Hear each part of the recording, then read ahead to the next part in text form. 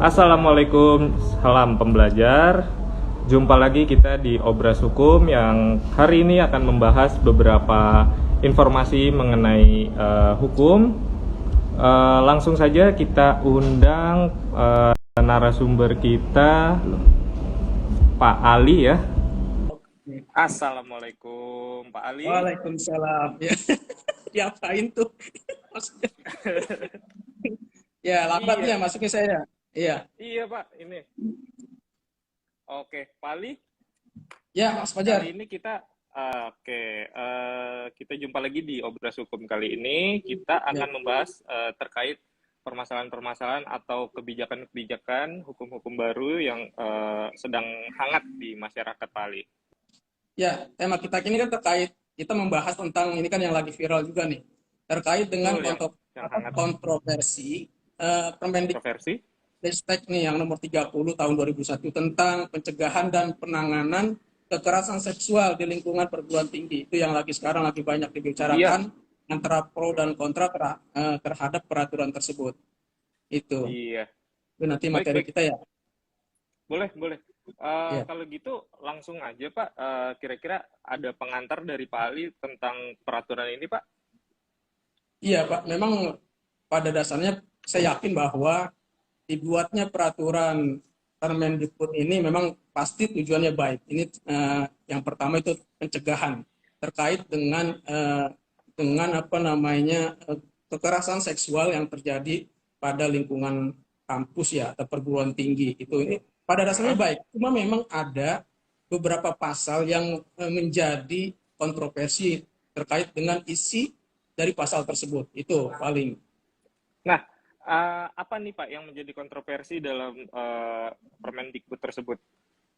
Iya, kontroversi ini terjadi terkait dengan pasal-pasal yang menyatakan bahwa seperti eh, adanya perkataan apa mendapatkan persetujuan dari pihak korban. Nah, ini yang menjadi banyak permasalahan ya, bisa dikatakan permasalahannya bahwa seolah-olah peraturan ini kalau ada persetujuan korban tidak masalah. Nah, Hmm? ini padahal ini kan terkait dengan pencegahan kekerasan seksual terutama di lingkungan perguruan tinggi. Tapi ketika pencantuman apa namanya mendapatkan persetujuan dari korban ini menjadi permasalahan menurut saya seperti itu. Artinya kalau Hmm? sebagai kekerasan seksual ini jika pelaku atau korbannya saling menyukai satu sama lain, Hmm? ini berbahaya Iya. menurut saya. Berbahaya menurut saya. Artinya kan kekerasan seksual ini kalau ada persetujuan korban, orang akan menafsirkannya berbeda seperti itu. Gitu. Jadi kontroversinya itu ada pencantuman kata persetujuan korban, persetujuan dari pihak korban Persetujuan ini. dari korban ya. Iya, seperti misalkan di pasal 5 itu ini di pasal 5 yang banyak. Seperti misalkan di Lima pasal ya. 5 itu kan di ayat 2 disebutkan kekerasan seksual sebagaimana dimaksud pada ayat 1 itu meliputi ini yang menurut saya ada kata persetujuan ya di huruf B-nya. Seperti huruf B itu memperlihatkan alat kelaminnya dengan sengaja tanpa persetujuan korban. Artinya seseorang yang memperlihatkan ini penafsiran saya juga mungkin akan berbeda dengan penafsiran orang lain dan orang lain pun pasti pasti berbeda juga Multi menafsirkan tafsir. aturan ini seperti ini saya bacakan di huruf B pasal 5 ayat 2 huruf B memperlihatkan alat kelaminnya dengan sengaja tanpa persetujuan korban. Ini kan menurut saya bahaya juga artinya orang akan menafsirkan memperlihatkan alat kelaminnya dengan sengaja tanpa persetujuan korban. Ini baru dikatakan sebagai kekerasan Ya, seksual. Kalau korbannya setuju, ada Pak seseorang misalkan yang memperlihatkan alat Ali. kelaminnya, ya. Jadi Ya, kontroversi silakan Pak Ali. di pasal 5 ini kan banyak nih. Seperti yang tadi saya bacakan di B itu Hmm. memperlihatkan alat kelaminnya dengan sengaja tanpa persetujuan korban. Harusnya di sini ya sudah diaturnya memperlihatkan alat kelaminnya dengan sengaja. Nah, itu titik di situ serasa jangan ada lagi kata tanpa persetujuan korban. Artinya orang menafsirkan berbeda-beda tanpa Hmm. persetujuan korban. Artinya kalau ada persetujuan korban artinya tidak terjadi kekerasan seksual. Seperti itu orang pasti akan menafsirkan seperti itu. Kemudian juga di pasal Betul, 5 betul. ayat 2 huruf F ini juga sama. Mengambil, merekam dan atau mengedarkan foto dan atau rekaman audio dan atau visual korban yang bernuansa seksual tanpa persetujuan korban, ini juga bahaya juga. Artinya kan ada undang-undang pornografi, Hmm, ada undang-undang ITE yang mengatur tentang kekerasan seksual juga. Jadi ini yang menjadi kontroversi adalah yang menjadi kontroversi ini terkait dengan perkataan persetujuan korban ini. Itu persetujuan bahaya. korban ya. Iya, menurut saya ini sebagai penyuluh hukum, pendapat hukum saya ini berbahaya. Artinya harusnya pencegahan itu tidak ada lagi persetujuan. Jadi kalau larangan itu sudah melarang, ya sudah larang saja, jangan ada tanpa persetujuan korban. Jadi kalau ada persetujuan korban kan tidak terjadi kekerasan. Ini bahaya. Dan yang lebih bahaya lagi menurut saya, ini yang lebih menurut saya ya, setiap orang ini saya sampaikan Ya. bahwa setiap orang mempunyai analisa hukumnya, pendapat hukumnya, silakan. Ini pendapat hukum saya nih ya, secara pribadi di pasal 5 ayat 2 huruf J. Ini membujuk, menjanjikan, menawarkan sesuatu atau mengancam korban untuk melakukan transaksi atau kegiatan seksual yang tidak disetujui korban. Ini juga bahaya juga.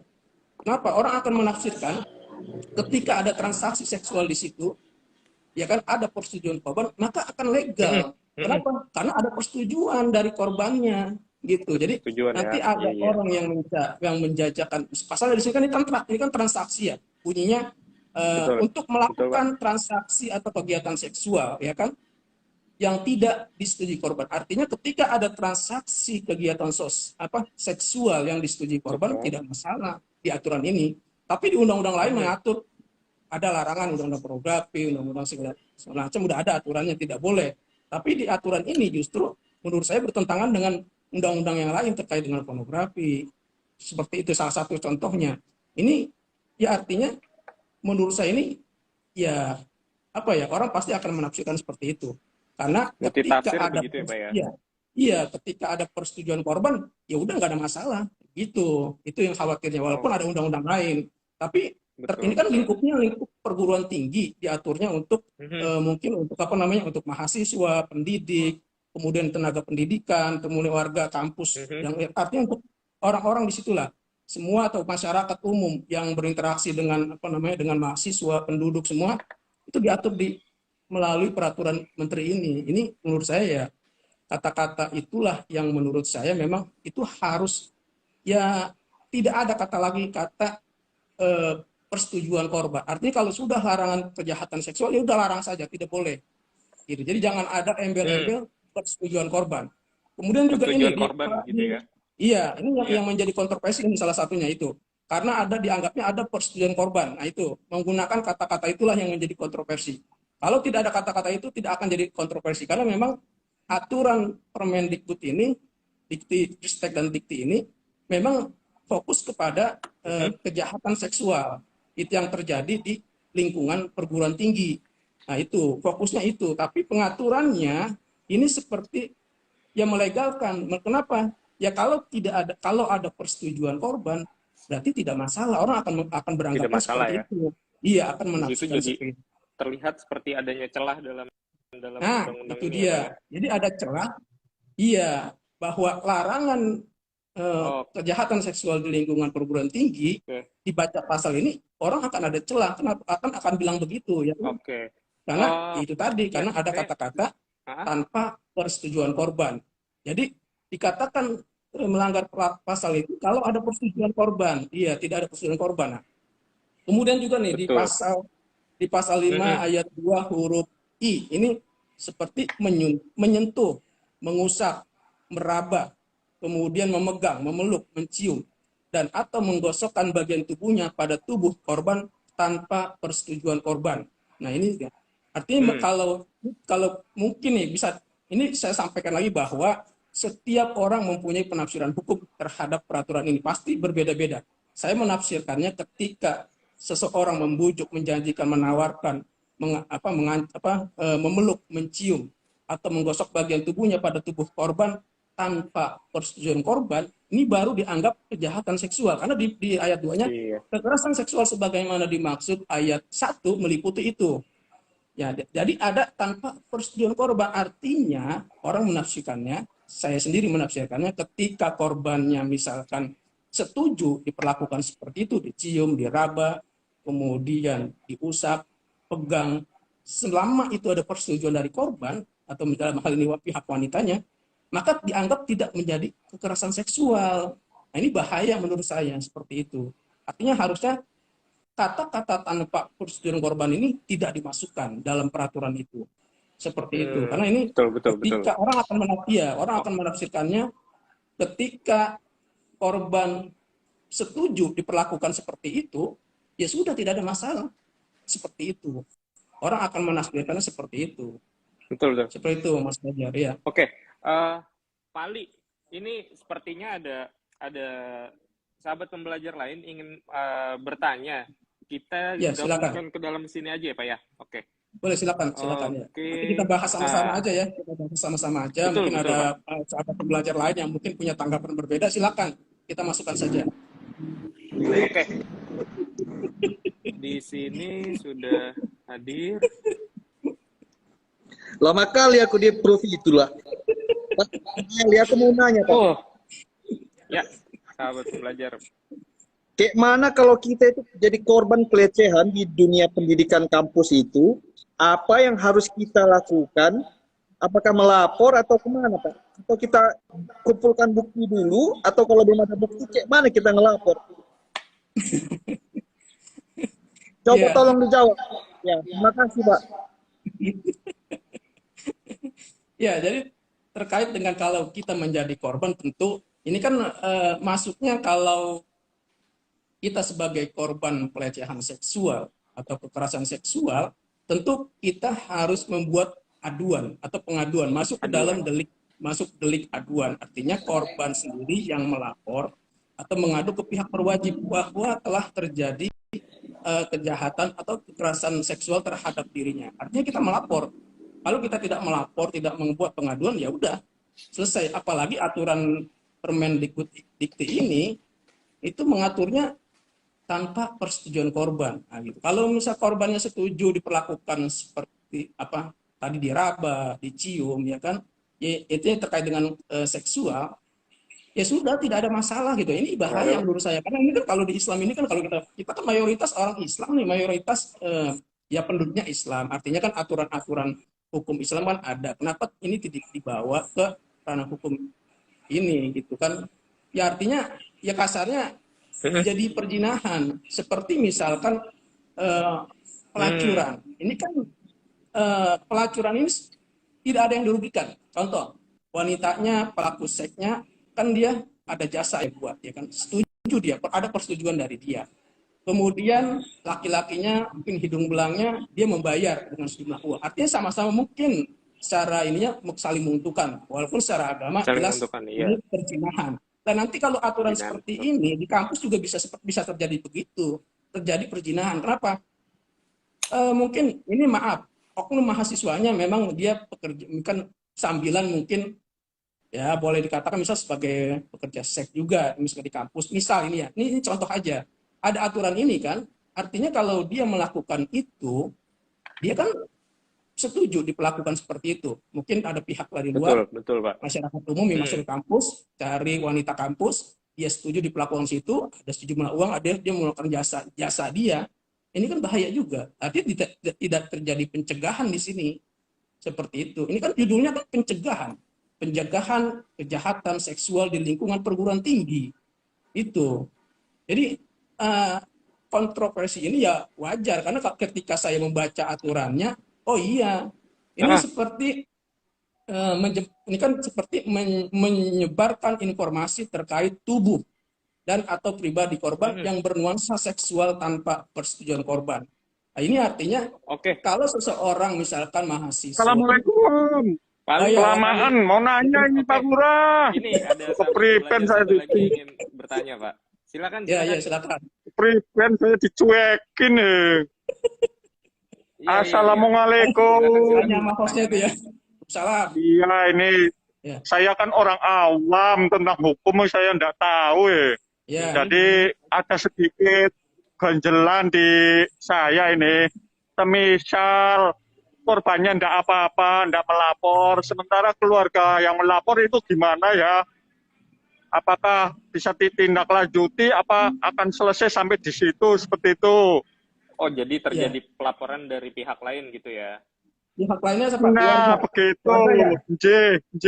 Ya, pihak Oke, keluarga. Jadi oke. gini, kalau Ya, ini semacam mungkin bisa silakan Pak Ali. dikatakan tergantung dari mana ini, apakah sekedar, apakah sampai dengan, karena gini, kalau di secara umum di aturan kitab undang-undang hukum pidana ini kan terkait dengan Mhm.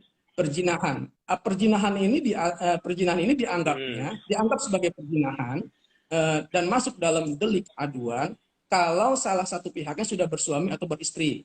Itu. Jadi Hmm. nanti keluarga atau istrinya yang bisa mengadukan ke misalkan pihak berwajib bahwa telah terjadi perselingkuhan atau perzinahan antara suaminya dengan mungkin orang bilangnya pelapor, ya itu bisa aja diadukan gitu. Tapi sepanjang misalkan ini secara hukum umum ya, di KUHP itu diatur seperti itu, dianggap perzinahan kalau salah satunya sudah menikah. Tapi kalau misalkan dia masih kayak misalkan di perguruan tinggi, bujangan sama yang belum sama-sama belum menikah lah, ya nggak masalah itu. Tapi memang secara hukum agama, saya yakin hukum agama apapun pasti melarang itu. Gitu. Jadi inilah makanya ketika keluar aturan Permendikbud Ristek ini yang mengatur pasal 5 kemudian ada kata-kata tanpa persetujuan korban, ini menurut saya bahayanya di situ. Jadi ketika si mahasiswinya dengan mahasiswanya sama-sama suka melakukan aktivitas seksual di kampus itu, ya nggak bisa dihukum. Itu permasalahannya. Jadi tujuan dari aturan ini untuk Jadi melakukan bahaya ya Pak pencegahan ya? terhadap ya pencegahan terhadap kekerasan seksual ya tidak akan berjalan gitu, karena aturannya sendiri itu harusnya kalau melarang ya sudah melarang gitu, jangan ada tanpa persetujuan atau dengan persetujuan. Jadi kalau sudah itu perbuatan yang melanggar asusila ya, perzinahan, ya sudah larang saja, jangan tanpa persetujuan lagi gitu. Jadi mau ada persetujuan mau tidak ada persetujuan, ketika melakukan aktivitas kekerasan seksual di perguruan tinggi itu harus ada hukumannya, ada sanksinya gitu. Oke. Itu ya. Terus kemudian begini Pak Ali. Menurut Pak Ali dari Permendikbudristek ini, Pak Ali bisa melihat kira-kira di mana fokus dari peraturan ini untuk kekerasan yang seperti apa? Karena Iya. apakah secara langsung? Karena kita melihat di zaman sekarang media sosial juga sering lebih banyak digunakan. Banyak mungkin ada orang-orang di luar sana yang mendapat DM atau pesan yang tidak senonoh, seperti langsung mengirimkan kelaminnya, gambar kelamin, atau berkata-kata ucap apa namanya, menggoda dengan kalimat yang tidak senonoh seperti itu. Nah, kemudian fokus dari peraturan ini di mana kira-kira Pak? Terhadap Iya, kekerasan yang seperti apa? iya memang kalau di aturan Permendikbud ini itu terkait dengan kekerasan seksual fokusnya. Makanya saya bilang itu kan tujuan itu kan salah satunya itu kan pencegahan terjadinya kekerasan atau kejahatan seksual di lingkungan perguruan tinggi. Itu fokusnya itu dia. Pencegahan ya? Fokusnya lebih kepada ya kekerasan seksual yang terjadi di lingkungan perguruan tinggi. Itu fokusnya ke situ sebetulnya. Cuma pengaturan pasalnya itu saya menafsirkannya, saya yakin banyak orang menafsirkannya menjadi kontroversi terhadap isi pasal itu. Yang tadi saya bacakan itu. Di pasal 5, ya kan, di pasal 5 itu terutama itu banyak yang ini menjadi kontroversi di sini di pasal 5 ini. Ya tadi saya bacakan kan, Oke. di pasal 5 Ya, ayat betul. 2 huruf B, memperlihatkan alat Ada kelaminnya kalimat dengan sengaja tanpa persetujuan korban. Nah, ini kan dengan sengaja tanpa persetujuan korban. Artinya kalau korban setuju kan tidak terjadi kekerasan seksual. Orang akan beranggapan seperti itu. Tapi kalau misalkan memperlihatkan alat kelaminnya dengan sengaja, titik sudah. Berarti siapapun yang memperlihatkan alat kelaminnya berarti kena sanksi seperti itu. Tapi ini kan tanpa persetujuan korban. Nah, kita kalau misalkan bacanya seperti itu akan beranggapan bahwa setuju ya sudah nggak ada masalah. Nah, berarti peraturan ini pencegahan terjadinya kekerasan seksual ini nggak berjalan menurut saya, nggak sesuai gitu. antara tujuan dengan isi pasal-pasalnya tidak sejalan dengan tujuan daripada dibuatnya peraturan ini. Seperti itu. Walaupun mungkin di undang-undang ada undang-undang Bersalah pornografi, gitu ya. undang-undang Dia pelanggar hukum. ITE yang mengatur nanti Oke. kalau misalkan penyebarannya itu melalui Salah gitu ya, Pak ya. teknologi informasi, ya kan, melalui pesan media sosial, itu pasti nanti kenanya undang-undang ITE kan, seperti itu. Atau juga di KUHP juga diatur tentang pornografi segala macam, ya kan. Nah itu. Nah, Tapi aturan ini kan terkait dengan perguruan tinggi, mengatur sasarannya itu ya untuk perguruan mahasiswa tinggi ya, pendidik. pendidikan. Iya, itu. Oke. Oke. Ya terakhir, Bang Ali, kira-kira saran dari Bang Ali sebagai penyuluh hukum terhadap peraturan ini itu seperti apa, Pak? Ya kalau saya seperti saya sampaikan tadi, sebagai pribadi dan sebagai mungkin seorang penyuluh hukum ya tidak ada jalan lain, harus dirubah menurut saya, terutama di pasal 5 ini. Gitu. Kenapa? Ya jelas karena ini begitu keluar sudah menjadi kontroversi, ya kan, menjadi perdebatan bahwa ini isi pasalnya tidak sesuai, gitu kan, dan menurut saya berbahaya, akan ditafsirkan berbeda. Ini tujuan dari pencegahan kekerasan seksual di lingkungan perguruan tinggi, ya sama juga bohong kalau ada pasal-pasal ini. Tapi seperti saya bacakan kan, ya di pasal 5 huruf J, membujuk, menjanjikan, menawarkan sesuatu atau mengancam korban untuk melakukan transaksi. Ini untuk melakukan transaksi, ya kan, ada bujukan, ya kan, menjanjikan, menawarkan, ya kan, korban untuk melakukan transaksi atau kegiatan seksual yang tidak disetujui oleh korban. Ini ya artinya yang tidak disetujui korban. Artinya ada transaksi seksual di situ, maupun caranya dibujuk, dirayu, ya kan, ditawarkan atau diancam.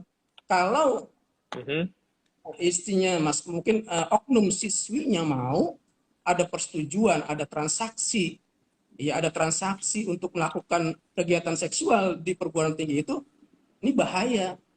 Kenapa? Karena ya siswinya, oknum siswinya setuju ada transaksi itu. Atas dasar persetujuan tadi ya, Pak ya. Nah, itu dia, atas dasar persetujuan. Karena di sini diaturnya yang tidak, ya kan, artinya tanpa persetujuan korban. Kalau tanpa persetujuan korban, ada pemaksaan untuk transaksi seksual di lingkungan perguruan tinggi itu, baru kena pasal. Menurut ini baru kena sanksi. Harusnya tidak ada kata-kata itu. Itu yang menjadi permasalahan adalah adanya kata-kata tanpa persetujuan korban. Tanpa persetujuan korban. Orang akan membalik, artinya kalau ada persetujuan korban tidak terjadi kekerasan seksual. Orang akan membalik, akan menafsirkan seperti itu. Artinya saran saya harus ada perubahan di pasal ini. Seperti itu. Jangan lagi memasukkan kata-kata tanpa persetujuan. Ini bahaya menurut saya. Jadi saran saya sebagai penyuluh hukum, ya ada perubahan terhadap peraturan Permendikbud ini. Itu. Jadi itu mungkin saran saya ya. Saran saya itu aja, harus ada perubahan. Kenapa ini menjadi kontroversi? Dan orang akan menafsirkan pasti ya kalau ada persetujuan ya berarti nggak ada masalah, akan begitu. Nggak ada masalah. Iya, akan menafsirkan. Jadi tujuan dari undang-undang ini yaitu, jadi tujuannya untuk pencegahan terjadi kekerasan seksual di lingkungan perguruan tinggi itu, ya menurut saya sia-sia karena aturan sendiri dalam pasalnya itu memuat isi-isi yang multitafsir lagi, ditafsirkan lagi. Harusnya kalau sudah larangan, ya sudah. Seperti tadi saya sampaikan berkali-kali, seperti contohnya memperlihatkan alat kelaminnya dengan sengaja. Udah, itu termasuk kekerasan seksual. Itu jangan lagi ada tanpa persetujuan korban. Nah, itu kalau udah ada kata-kata itu, orang akan membalik jadinya. Kalau ada persetujuan korban, oh ada masalah. Itu. Jadi makanya kalau ada orang yang menyampaikan bahwa ini akan terjadi perzinahan, ya kan, di lingkungan perguruan tinggi, ya wajar aja karena isi pasalnya seperti itu. Mengaturnya seperti itu. Betul. Iya, jadi tidak tegas mengatur bahwa larangan itu ya udah larangan. Baik. Itu. Baik. Oke. Terima kasih Pali atas pencerahan atas peraturan Permendikbud. Mudah-mudahan bisa menjadi pandangan baru atau membuka cakrawala terkait hukum di masyarakat ya Pak. Dan kembali sahabat pembelajar di rumah bisa melihat bahwa di sini ada multitafsir yang sebenarnya tadi seperti Pak Ali bilang bahwa tanpa bisa Iya, itu bisa diartikan lain ya, seperti itu. membuat